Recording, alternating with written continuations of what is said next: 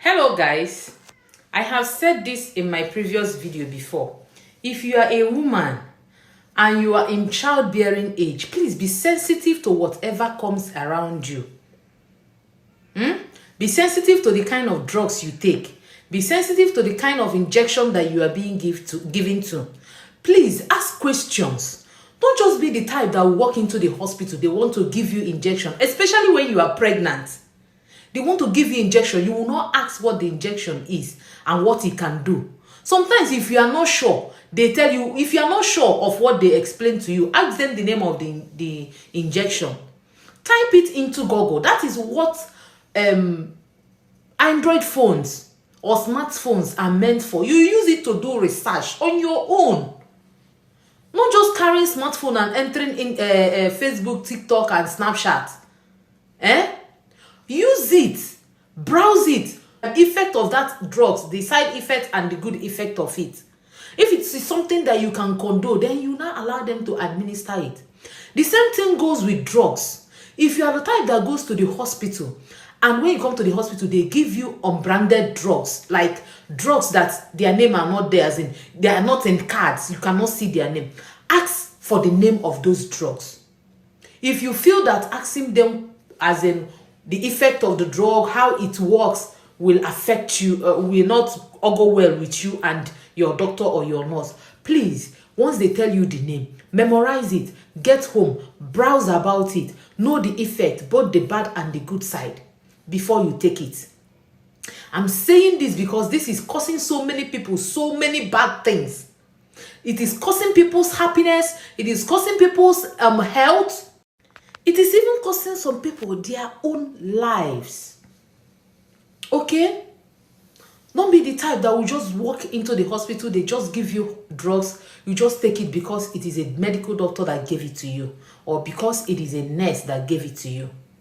It is your right to know what you are being given to. Like here in this country, before they give you anything, before they give you any kind of injection, before they give you any kind of drugs, they will explain and explain and explain. And after explaining, they will ask you, do you understand? Do you understand? If you don't understand, they will take their time to explain to you. And before they even give you the injection, they will tell you, okay, you will feel a little bit inch, this and that, this and that. You know, you get to know every information because this is something that's a substance that is going into your body. So please be wise. If you are seeing this video, please share this video so that people will see it and know, because some people don't even know that it is their right to know what a doctor or a nurse is administering to them as medication. Some people don't know that. So please help me share this video and come to the comment section and tell me if you have had any experience about the drugs or the injection that you have been given to. While we watched the video of what happened to this woman, she was given an injection while in labor, and then see what the injection did to her child. And now this woman is perpetually suffering for a amount of injection that was given to her, and she has suffered for it for 7 good years. I don't want to talk about the child that was brought into the world through that medium. Just watch the video for yourself. Assalamu alaikum everyone. Good evening. This is Fatima Zahra Ahmed, Zahra Unscripted, and this is my son, Ismail Umar. Now, I made a post earlier about medical consent. Now, I sit here today with my son to talk about medical consent. Now, Ismail is 7 years old. He has severe brain damage. He doesn't sit, he doesn't walk, he doesn't talk. He's visually impaired, meaning he's medically blind. Now, the reason why I decided to make this video today Please, if you are is to share awareness on medical consent. It is your right.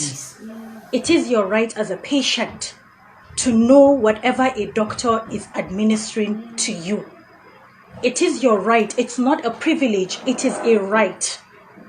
Now, while I was in labor with Ismail, my doctor came into my room and asked me if I was feeling any form of pain.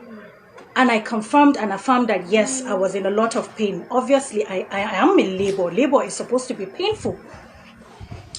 And this doctor reached out into his pocket, brought out an already prepared medication in a syringe.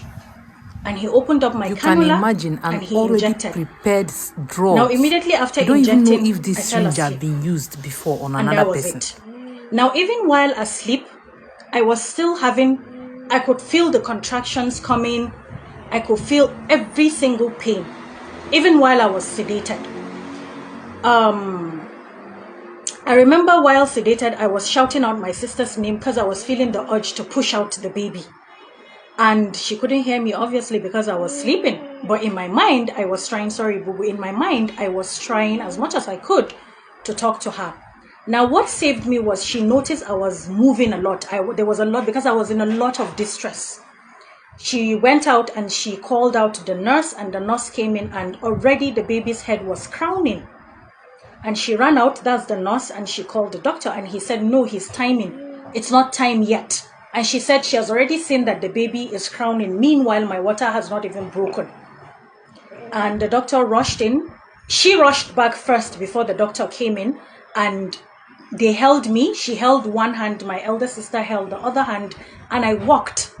In that situation, at that position I walked to the labor room with the aid of my elder sister and the nurse. And the doctor came in immediately after they placed me on the bed. Now, at this time, I was already coming out of the sedation. They came in, the doctor came in, and before he could wear his gloves, because at that time my eyes were already open, and the baby just came out like he was pushed out by force, because I had a very big push and he came out. Now, when he came out, he wasn't breathing. There wasn't any form of life. He was not crying. He had what medically they call severe birth asphyxia, which is a situation where you give birth to a child and the child comes out not crying, not breathing. There's no form of life. Please, and they had to resuscitate him. Now, during the process of resuscitation, they didn't have a pediatrician on ground, and this doctor had to do everything over a phone call, because he called the pediatrician. They were working with hand in hand over the phone, and that was how she was able to guide him over the phone. Now, this is my son. He's 7 years old. He has severe brain damage.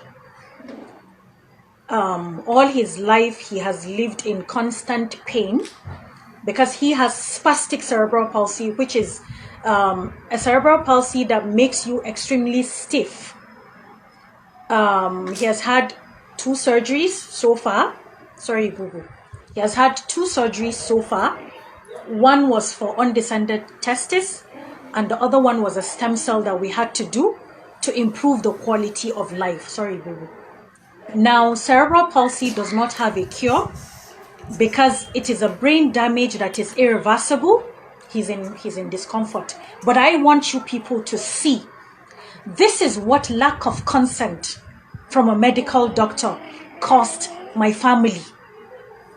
This is it. What will it take a doctor to explain to you that after giving you this injection, you will fall asleep, and after you fall asleep, definitely there's not going to be supply of oxygen to the brain of the fetus you're carrying. And this is the result. This is the consequence of an action of one human being who decided to take matters into his own hands without looking for consent, without seeking for consent from me, the person that was in labor, without even actually informing me what it means for me to be sedated while in labor. This is 7 years of pain and torture and agony. This is 7 years. This child does not know what I look like. He can only hear me, but he doesn't know what I look like. He doesn't know what any of the family members look like because of one doctor's decision to sedate a pregnant woman in labor to sleep, and without monitoring what the fetus was into. Because they could have detected that the child has gone into distress, because definitely the rhythm of the heartbeat would change. I am not a medical doctor, but I have been abroad. I have taken my child abroad, and they explained everything to me fully well. So please, for whatever medication you're going to be giving or your children, let them explain to you the side effect. Let them tell you. And if you don't agree, if it doesn't sit well with you, they shouldn't go ahead. Because this is something that we have to live with for the rest of our lives. This is a beautiful child. This is a very, very beautiful child. And alhamdulillah for Ismail. But I'm using this medium as an advocacy for people to see the pains we go through because someone decided to do something off the record. Someone decided to do something without seeking the advice of the parent, without telling the person the side effect of that decision he took at that point. I hope and I pray, truly Nigeria never happens to you. Because this is me, this is my son Ismail, and Nigeria happened to us. And I pray to Allah, I pray that this government will look into this issue of medical errors in this country and do something about it.